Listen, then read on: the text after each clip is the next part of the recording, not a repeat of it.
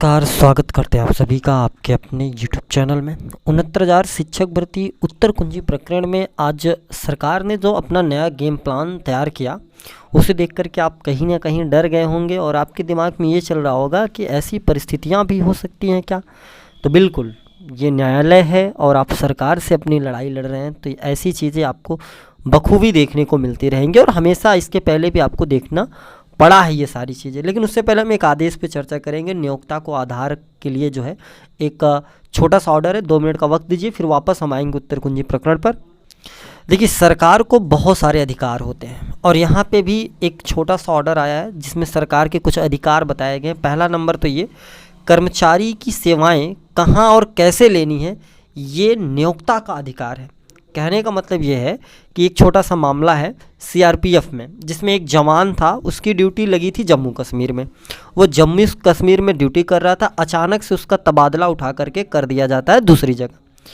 अब इसके बाद वो चला गया कोर्ट जाने के बाद कोर्ट ने ये कहते हुए उसकी याचिका खारिज कर दी कि आपको नौकरी सरकार दी है, अब सरकार जहाँ चाहेगी आपको वहाँ आपसे नौकरी कराएगी, ये नियोक्ता का अधिकार है। तो ऐसा ऑर्डर आया, वो भी सर्वोच्च न्यायालय से टैली करा करके ऑर्डर आया, जिसको जो है खारिज कर पाना बड़ा मुश्किल है। तो जितनी भी नौकरियां होती हैं उसमें सरकार पे डिपेंड करता है वो आपको कहाँ ट्रांसफ़र करके भेज देंगे, उसमें हमारा या आपका कोई अधिकार नहीं होता। ऐसे भी आदेश आते रहते हैं, तो ये आदेश थोड़ा सा इंपॉर्टेंट पड़ता है। कभी भविष्य में आप सब नौकरी पा जाएंगे, ऐसी चीज़ें होंगी, तो उसके लिए फिर वापस हम आते हैं उत्तर कुंजी प्रकरण।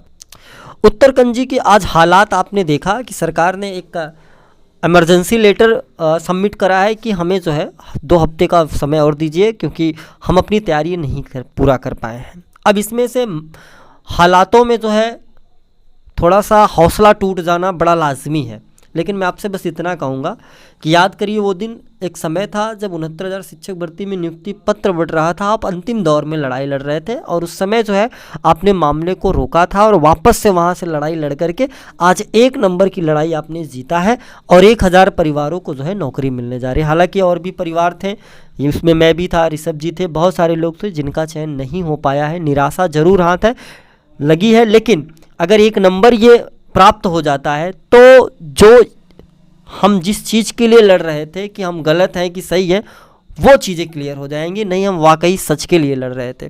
तो बस इतना कहूँगा कि आपका भविष्य आपके हाथों में, अपनी टीम का साथ दीजिए, टीम के साथ खड़े रहिए। राम मिश्रा जी हैं, रोहित भाई हैं, प्रसून भाई हैं, जिन्होंने दिन रात मेहनत करी है आप सभी के भविष्य के लिए, ठीक है।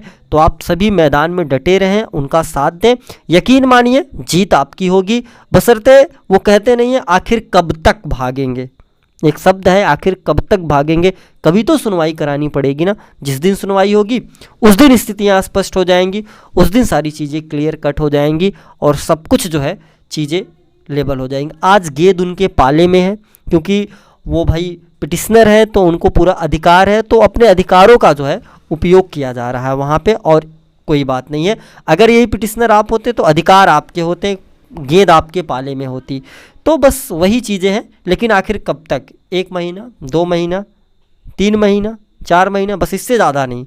इससे ज़्यादा जाने के बाद फिर जो है आप पे चीज़ें जो होने लगेगी, फिर आप उसके लिए कुछ भी कर सकते हैं। तो आशा करते हैं आप अपने अंदर थोड़ा सा निगेटिव जो मेंटालिटी है उसको हटाइए, पॉजिटिव वे में अपने काम को आगे बढ़ाते हुए देखते रहिए, टीम का साथ देते रहिए। मिलता रहूँगा मैं खबरों के साथ, जानकारियों के साथ, बने रहिएगा चैनल के साथ। तब तक के लिए आप सभी साथियों का बहुत बहुत धन्यवाद।